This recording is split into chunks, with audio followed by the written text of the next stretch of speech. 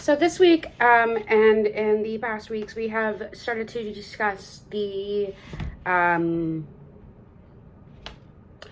different diaspora communities throughout the world that come from Southeast and South Asia.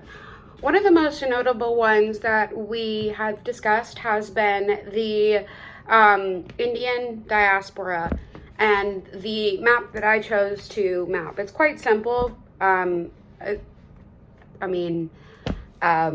But the diaspora that I chose to map is the Indian to the United Kingdom diaspora that is a part of the larger Indian diaspora across the world. What that means is that there's just different places that they have migrated. One of the particular reasons that there is such a large community within, of course,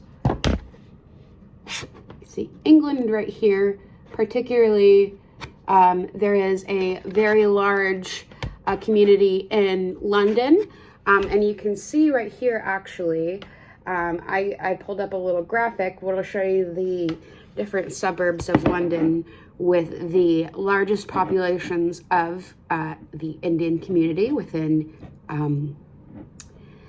the country, with Hildon, Harrow, Brent, and Hounslow having significant portions as well, along with Croydon. There is a big reason for this, and it obviously has to tie back into the colonial relationship that India has long had with Great Britain. As we know, and we've discussed, the British Empire long colonized the Indian subcontinent, which obviously led to a lot of conflict. But in 1947, when India declared independence, not long after, the UK passed I believe it is called the Nationality Act in 1948, which essentially made it a lot easier for residents of the Commonwealth, which still included India at the time, to gain citizenship, which would be advantageous if they moved to the UK.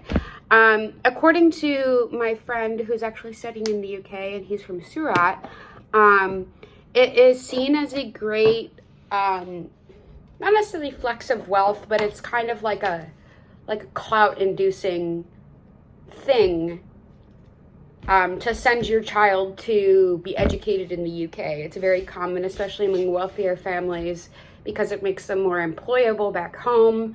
And it's also like a display of wealth and stuff like that. But we can also see this throughout the current UK government. The Prime Minister, his name is Rishi Sunak, I believe is how you pronounce his last name, is the first Indian Prime Minister of the UK. And I believe one of the premier Scottish ministers as well is also of South Asian descent. I think he is a Pakistani, but I'm not 100% sure of that. But yeah, that is a reflection on the British Indian diaspora.